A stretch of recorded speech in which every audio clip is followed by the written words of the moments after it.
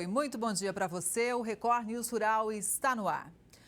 Começou o vazio sanitário da soja na região 1 do estado de São Paulo. Nas regiões 2 e 3, o período tem início nos dias 12 e 15 de junho. O estado de São Paulo, desde o dia 1º de junho, gradativamente não vai poder plantar soja durante um período conhecido como vazio sanitário. Isso vai se repetir em todo o território nacional. Durante esse período, não é permitido a presença de plantas vivas de soja, sejam cultivadas ou voluntárias, as chamadas guachas ou tigueras. É de responsabilidade do produtor a eliminação. A região 1 do estado de São Paulo é a primeira a entrar no vazio, que vai até dia 31 de agosto. As regiões 2 e 3 têm início nos dias 12 e 15 de junho, respectivamente, e vão até os dias 12 e 15 de setembro. O objetivo do vazio é reduzir a população do fungo causador da ferrugem asiática, que causa sérios prejuízos à cultura de soja. O governo do Rio Grande do Sul alterou algumas medidas no combate à gripe aviária no estado. Olha só.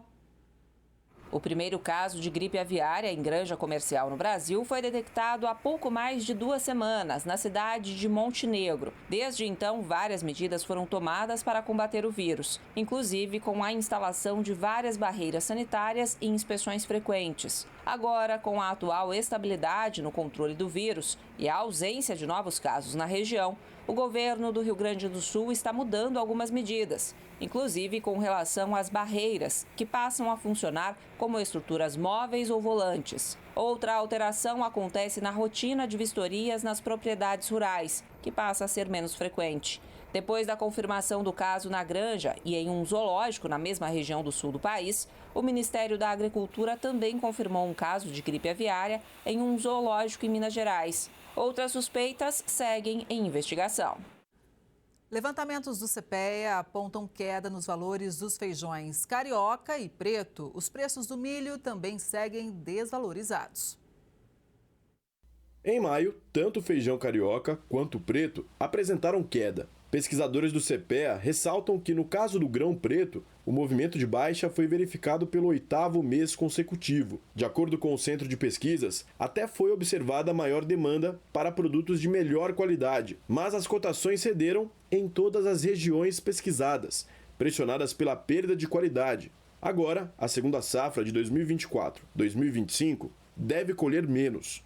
A previsão é de que a produção no Paraná, maior produtor brasileiro de feijão preto, sofra uma queda de 22% em relação à safra passada, com 534 mil toneladas. Vale lembrar, no entanto, que a primeira safra deste ano, do estado, teve um incremento de 103% em relação ao mesmo período do ano passado, com 340,26 mil toneladas. O milho também segue com os preços em queda no mercado doméstico. Pesquisadores do CPEA explicam que a oferta do cereal está aumentando, ainda mais com a perspectiva da ampla oferta com o início da colheita da segunda safra nas próximas semanas. Já os compradores seguem adquirindo apenas volumes para curto prazo, o que mantém os preços em baixa. O mercado de fertilizantes especiais encerrou o ano de 2024 com um crescimento de quase 19%. A soja lidera o percentual de uso. Os produtores rurais adiaram a decisão de compra de insumos no ano passado, por isso as vendas ficaram estáveis no primeiro semestre de 2024. No entanto, no fechamento do ano, o que se percebeu foi um crescimento expressivo no mercado de fertilizantes especiais. No ano passado, o faturamento do setor atingiu a marca de 26,9 bilhões de reais, um crescimento de 18,9% em relação ao ano anterior. Os dados são do relatório de inteligência de mercado da Associação Brasileira de Tecnologia em Nutrição Vegetal, a Absolo, na edição 2025 do anuário, divulgado recentemente.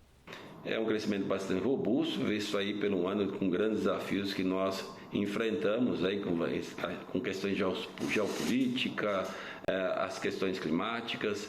Na última década, cerca de 2,8% do faturamento do setor foi investido em pesquisa, desenvolvimento e inovação. Para o presidente do conselho, o produtor rural está cada vez mais entendendo a importância dos fertilizantes especiais para uma agricultura mais sustentável e de alta performance. Dentro desse crescimento desse mercado, alguns modos de aplicação se destacaram, que foram os fertilizantes de aplicação via folha, né, com 23% de crescimento. A aplicação para fertilizante via semente foi um crescimento aí de 49%, quase 50%, e fertirrigação e duplonia, que veio com 35%. Esses são os 3 segmentos que se destacaram um pouco acima da curva do crescimento médio de todo o segmento. Minas Gerais é o maior mercado consumidor do insumo, seguido de São Paulo, Mato Grosso e Goiás. A soja permanece como a principal cultura demandante de fertilizantes especiais. E é um segmento que hoje tem as principais e as mais atuais tecnologias para a agricultura tropical. Se nós temos hoje uma agricultura competitiva e pujante e crescendo como cresce, o ganho de produtividade usando menos solo é graças a essas tecnologias que estão disponíveis hoje. A chegada de uma frente fria trouxe temperaturas mais frias para o estado do Rio de Janeiro. De acordo com o Instituto Nacional de Meteorologia, há riscos de ressaca. Os pescadores de São João da Barra redobraram a atenção para evitar acidentes no mar. As nuvens carregadas já tomam conta do céu na região. Em São João da Barra, a frente fria deve diminuir bem a temperatura.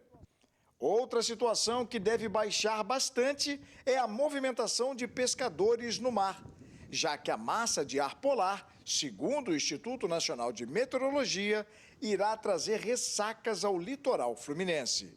E isso significa que não só ali na beira do mar, mas principalmente no alto mar, nós teremos ventos fortes,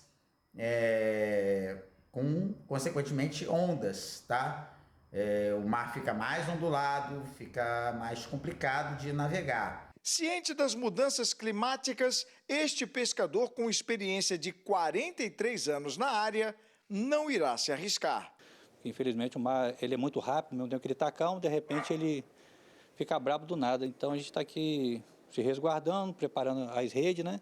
Para, se Deus quiser, quando essa ressaca passar, a gente voltar para o mar de novo, se Deus quiser. O cenário já é diferente. O mar agitado e os fortes ventos preocupam os pescadores. Quando ela vem tão rápido, quando pega a gente lá no mar ou em alto mar, perde material, acontece até prejuízos maiores, né? Então, para a gente evitar, a gente preferimos hoje, quando dá tempo, a gente fica em casa, né? Remendando a rede, fazendo rede. O receio dos pescadores tem fundamento, já que as embarcações ficam mais propícias a naufrágios no período de ressaca. Além do susto vivido recentemente com uma embarcação que naufragou na boca da barra do Rio Paraíba do Sul, na praia de Atafona. Na ocasião, a Defesa Civil resgatou um pescador e ajudou a recuperar o barco. E eu estava numa missão próximo com a embarcação da Defesa Civil. Quando avistei a situação, aí consegui retirar o rapaz, que ele saiu nadando. Ele estava sozinho, saiu nadando até a ilha, eu peguei ele na ilha, levamos até o pontal. Chamamos mais um barco para poder voltar ao local, localizar o barco que naufragou, para fazer a amarração e rebocar esse barco até a margem. Apesar deste ocorrido não ter sido influenciado por ressaca, a atenção deve ser redobrada, segundo o alerta da Defesa Civil Estadual, com a passagem da frente fria, além da previsão de pancadas isoladas de chuva fraca e moderada, também há possibilidade de ventos de moderados a fortes que podem acentuar a sensação de frio. É melhor aguardar e esperar passar, né? Se Deus quiser, daqui uma semana eu acho que ela já passa e a gente volta para alto mar. A cidade de Gravatá, no agreste pernambucano, sediou a final do circuito nordestino Manga Larga Marchador. O evento teve a participação de mais de 300 animais, que disputaram em categorias diversas, como o campeonato de marchas picada e batida, além da morfologia. Na pista de corrida, os campeões desfilam. Puxados pelos criadores, os animais demonstram habilidades.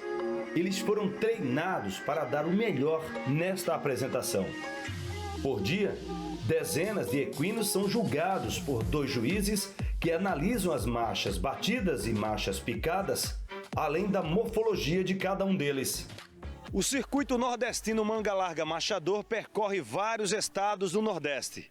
Neles, os animais são avaliados quanto à estrutura física e à qualidade das marchas. Por ser, afinal, a etapa realizada aqui em Gravatá é mais exigente para os competidores. Essa exposição aqui de Gravatá, que é a última do nosso ano internacional, vem se tornando assim, um passaporte, né?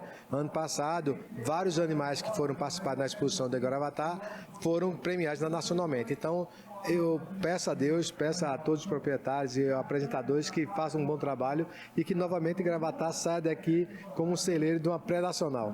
Segundo o presidente, a raça tem crescido no estado, que já possui cerca de 30 mil animais e já é destaque em todo o país. Pernambuco, talvez pela sua extensão, esteja com a parte de marcha de cavalo da raça Manga Larga Machador nessa crescente. Então são números bem altos, né, para o que foi no passado. E está melhor a disputa hoje, categorias com 12, 14 animais. No passado era com 4, com 5 animais. Eventos como este vêm consolidando o município de Gravatá como um destaque na descoberta de grandes campeões. Para você ter dimensão do que é Pernambuco hoje no cenário nacional de criadores, o número 1 e o número 2 da raça de criador expositor está em Pernambuco.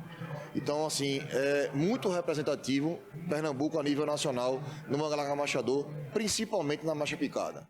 É um estado com um plantel excelente, com grandes criadores tradicionais e novos criadores. É um estado muito importante dentro da equinocultura brasileira na raça Manga Larga Machador. Nós estamos com mais de 300 animais sendo julgados aí, tanto na marcha batida quanto na marcha picada, que são os dois andamentos que se enquadram dentro da nossa raça, né? E é um evento que a gente pode dizer de nível nacional, porque nós temos aqui, com certeza, animais que estarão se consagrando nesse evento, que estarão disputando num evento próximo, maior da nossa raça, que é a Exposição Nacional, que acontece em Belo Horizonte, agora no mês de julho. Então é uma etapa classificatória de alto nível, com certeza a qualidade aqui é muito grande.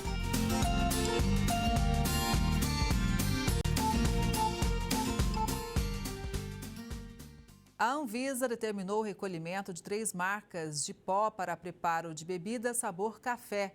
De acordo com a nota, está proibida a comercialização, distribuição, fabricação, propaganda e uso dos produtos das empresas Master Blends do Brasil, DM Alimentos e Café Jurerê.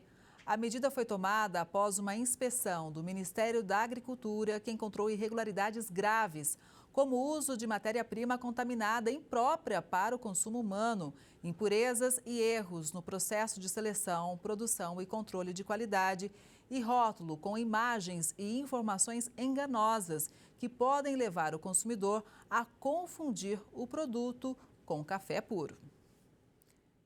E a nossa equipe entrou em contato com as empresas citadas. Até o fechamento dessa edição, apenas a Master Blends respondeu à reportagem. Em nota, a detentora da marca oficial disse que cumpre rigorosamente a legislação e, assim que soube da decisão das autoridades, a empresa adotou de forma imediata todas as medidas necessárias, incluindo a retirada preventiva do lote mencionado como demonstração inequívoca de sua responsabilidade para com a saúde pública. A empresa disse ainda que é reconhecida como uma das indústrias de café mais modernas da América Latina e reafirma que segue estritamente os mais elevados padrões de qualidade, higiene e segurança alimentar, mantendo colaboração plena com os órgãos de fiscalização.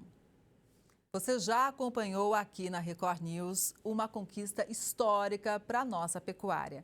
O Brasil é livre de febre aftosa sem vacinação. O país recebeu o novo status sanitário da Organização Mundial de Saúde. Esse reconhecimento é fruto de muito trabalho. E quem chega para falar sobre isso é o Francisco Castro, que é presidente da Comissão Nacional de Bovinocultura de Corte da CNA. Bom dia, Francisco. Seja muito bem-vindo ao Record News Rural.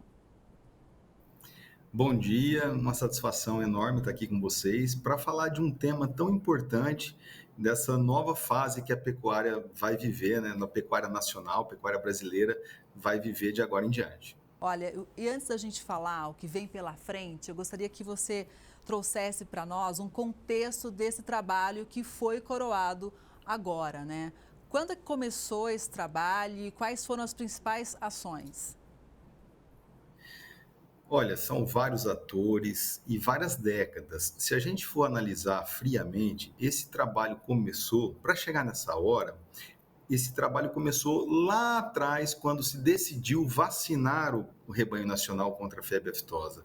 Então, o pecuarista, juntamente com o Serviço Veterinário Oficial, juntamente com o Ministério da Agricultura, principalmente o produtor rural, vacinando o seu rebanho durante décadas, durante anos a fio, levando o seu rebanho no curral e vacinando acima de 95% em todo o Brasil, é que nos possibilitou chegar nesse momento. Então, o que eu sempre digo é que a eficiência da vacinação é que erradicou e que eliminou esse vírus do nosso país e que agora a gente pode, com tranquilidade e responsabilidade, retirar a vacina.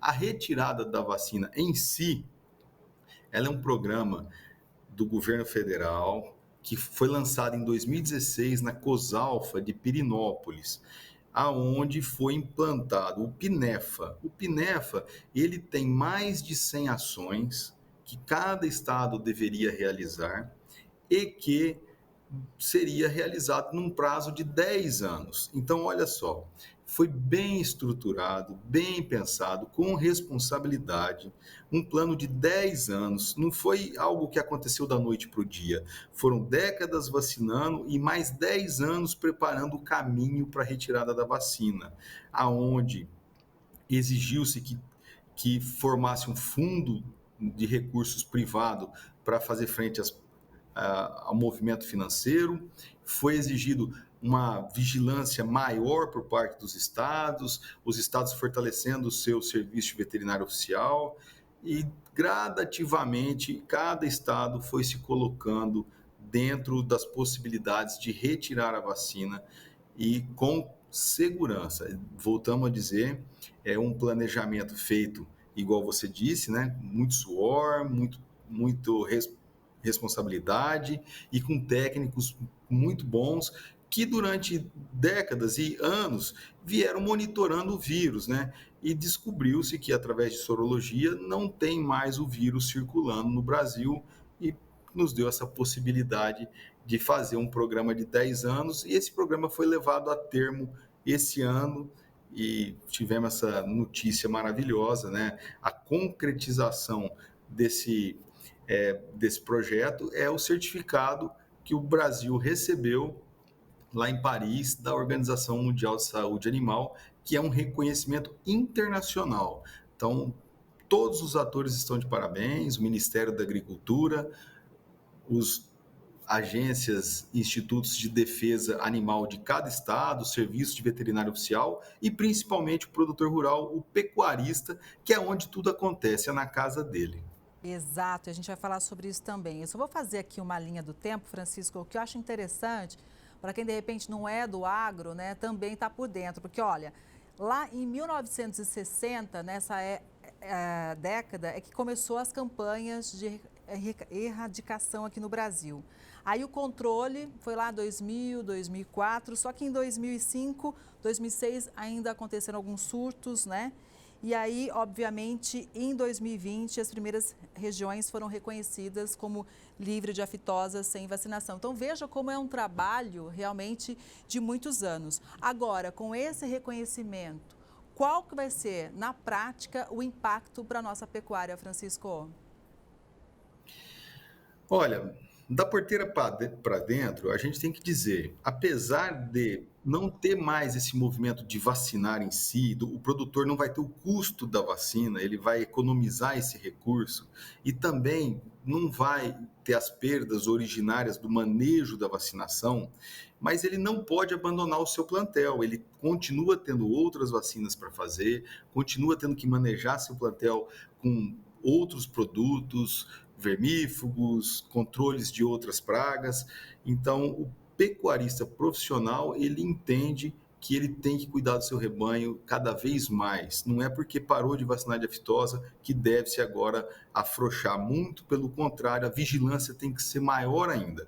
Da porteira para fora, a gente acredita que a última barreira para os mercados mais exigentes caiu, né? É a barreira da vacinação. Então, hoje a gente é certificado como um país livre de febre aftosa sem precisar de vacinar.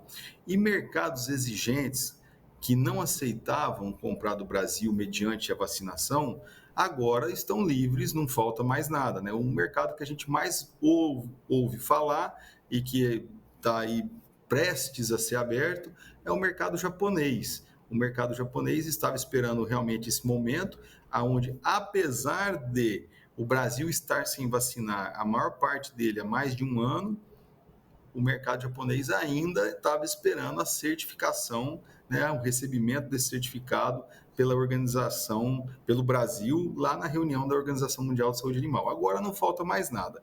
E a gente espera que outros mercados sejam abertos também, mas a prospecção primeira e mais vigente no momento realmente é o mercado japonês, que é um dos principais mercados consumidores do mundo.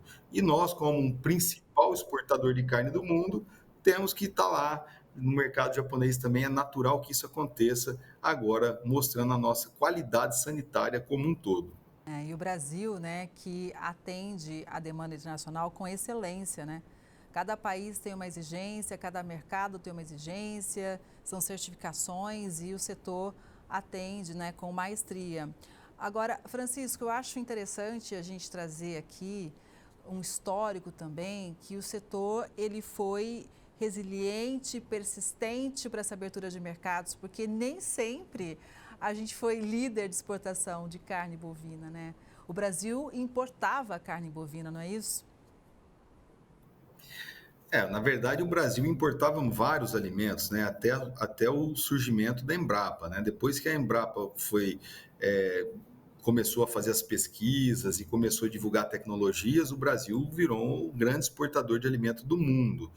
E hoje o Brasil é o país que é o único país mundial que tem condição de produzir excedentemente, ter um excedente de produção capaz de atender o mundo sem prejudicar o mercado interno. Então a gente tem condições de produzir suficientemente para abastecer o mercado interno com tranquilidade e ainda ter uma sobra de produção robusta, grande, para atender o restante do mundo. Então, o Brasil é o único país que tem esse excedente grande de produção. Os outros países que produzem e exportam, eles estão saturados na sua produção, eles já estão extraindo o máximo que eles podem extrair das suas áreas.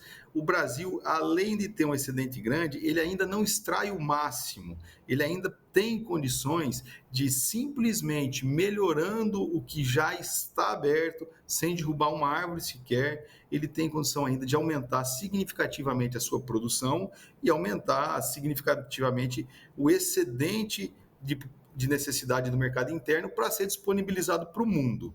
Nenhum país do mundo hoje possui tamanha pujança na produção de alimento. Com certeza, né? Nós somos muito potentes, mas ao mesmo tempo muito cobrados. Você falou da importância, né, de continuar com a vigilância. Existe o Programa Nacional de Vigilância para a Febre Aftosa, né? E apesar de agora a gente ter esse status de reconhecimento, né, de livre sem a vacinação, é preciso esse olhar atento. Qual é a sua análise sobre as ações que não devem ser dispensadas de forma alguma por parte do produtor rural? Olha, como um todo, a vigilância é importantíssima. A primeira vigilância começa dentro da casa do produtor rural, não resta a mínima dúvida. Mas, obviamente, tem que manter o serviço de veterinário oficial de cada estado muito fortalecido. Tem que ter cuidado com a fronteira. Embora a Bolívia ela tenha recebido o certificado de livre de febre aftosa sem vacinação na mesma reunião do Brasil, a fronteira sempre é um local de muita atenção, né? O Brasil tem fronteiras importantes, mas eu digo que a pecuária dos países vizinhos do Brasil também evoluiu muito. A gente não precisa mais ter aquela preocupação que tinha há décadas atrás, mas embora tenha que manter a vigilância cada vez mais forte. Então a gente tem que também, no meu ponto de vista, isso o Brasil é mestre, o Brasil ele faz um controle muito bom, é manter a vigilância de portos e aeroportos, porque ultimamente o vírus da aftosa circula no mundo, na Ásia e na África. A América do Sul é reconhecida, salvo a Venezuela, a América do Sul é reconhecida toda ela como livre de febre aftosa. Alguns países é livre com vacinação, outros países livres sem vacinação. Exemplo, Brasil, Bolívia, Chile. Mas realmente a gente tem que se preocupar com as fronteiras, com os portos, aeroportos e principalmente dentro da própria casa, o produtor rural tem que estar sempre vigilante, cuidando do seu rebanho, como sempre cuidou. Volto a frisar, o pecuarista raiz, o pecuarista tradicional, o pecuarista que ama o que faz, ele não abandona o seu plantel e é ali que começa a primeira vigilância. Exato. Vamos falar de um outro assunto que eu acho importante a gente atualizar sempre. Francisco, como é que está a questão da rastreabilidade, que é um ponto também muito cobrado por vários mercados internacionais, né? Olha, a rastreabilidade, ela foi aprovada, né? Foi constituído, o Ministério da Agricultura lançou ela através de um programa e ela está sendo implantada. A gente espera que em mais um ano nós tenhamos um sistema vigente, capaz de integrar todos os estados nacionais e, de fato, começar a brincar os primeiros animais dentro de um ano. E nós teremos aí 8 anos, em média, para poder implantar a rastreabilidade individual. Eu acredito que assim que a rastreabilidade começar, a rastreabilidade individual, que é a identificação individual, né, que ela não tem muita semelhança com o Sysbov antigo, né, o Sysbov atual também, né? Então, ela é uma mais simples e mais fácil de ser implantada e ela deve atingir o mercado, os animais que são exportados, ela deve atingir rapidamente. Como o Brasil é um país de 236 milhões de animais, a gente tem um período de adaptação para poder colocar em todo o rebanho, e eu acredito que com a facilidade que ela foi construída, vai ser capaz disso acontecer. E é importante agora que a gente não tem mais a vacina de aftosa, é importante que a gente rastreie o rebanho. O rebanho rastreado, ele te dá muito maior segurança sanitária. Você consegue provar por A mais B que aquele vírus ou com aquela doença ou qualquer coisa que acontece no rebanho está confinado num raio pequeno e que não tem nenhum prejuízo para o resto do país. Isso te dá muito mais tranquilidade e você pode sim provar tendo uma rastreabilidade implantada e vigente. Então, o pecuarista ele tem um ciclo longo, então não adianta apressar as coisas a ponto do pecuarista não dar conta de fazer, mas assim que começar, o pecuarista tem que entender que gradativamente ele tem que rastrear o seu rebanho para a própria segurança dele, para a própria segurança do mercado interno e para todos, inclusive para o consumidor brasileiro. Não é só pensando no consumidor estrangeiro, não. A rastreabilidade vai gerar valor em toda a cadeia, não resta dúvida. Com certeza. Francisco, para a gente fechar, gostaria de abordar um outro ponto com você, que é a questão da sustentabilidade. Estive em Rondônia há alguns dias e conferi de perto algumas propriedades que unem a pecuária com outras culturas, fazem uma rotação na mesma área, mantendo inclusive a floresta em pé e gerando crédito de carbono. Como é que você encara a pecuária hoje em dia, né? Porque realmente a gente vê esse esforço do produtor em estar cada vez trabalhando, como você já disse, sem ter que derrubar nenhuma árvore a mais. A pecuária profissional, a pecuária feita como deve ser feito, que não é fácil, porque por isso que requer apoio governamental, requer financiamento, porque ela não é fácil de ser implantada. Mas uma vez que você cria um ambiente propício para implantar uma pecuária profissional, ela sequestra carbono, ela não é a vilã do processo, muito pelo contrário. Agora, para isso, precisa de recursos, programas, principalmente para atender os menos favorecidos, os pequenos e os médios produtores.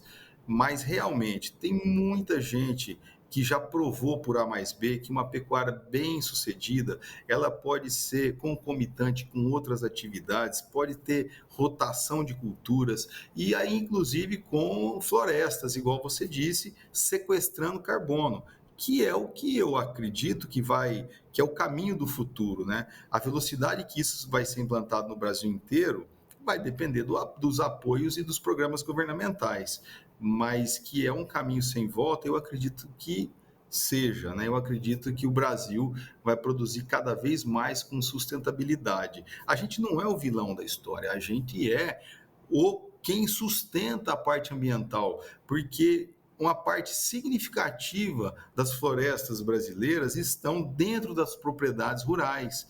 Então, produtor rural, ele é um ambientalista e que em alguns lugares tem problema e não pode ser generalizado esse problema. Esse problema é pontual, como todas as profissões e todos os lugares têm problema. O que a gente tem que pensar é que a grande, imensa maioria do produtor rural faz a lição de casa e é preservacionista. Francisco, foi muito importante para a gente te ouvir, é sempre um momento de aprendizado aqui para o Record News Rural. Estamos sempre de portas abertas. Um bom dia para você e até a próxima. Satisfação foi minha, bom dia a todos e até a próxima. Até. E essa edição do Record News Rural vai ficando por aqui. Obrigada pela sua audiência. A gente se vê no próximo programa. Até lá!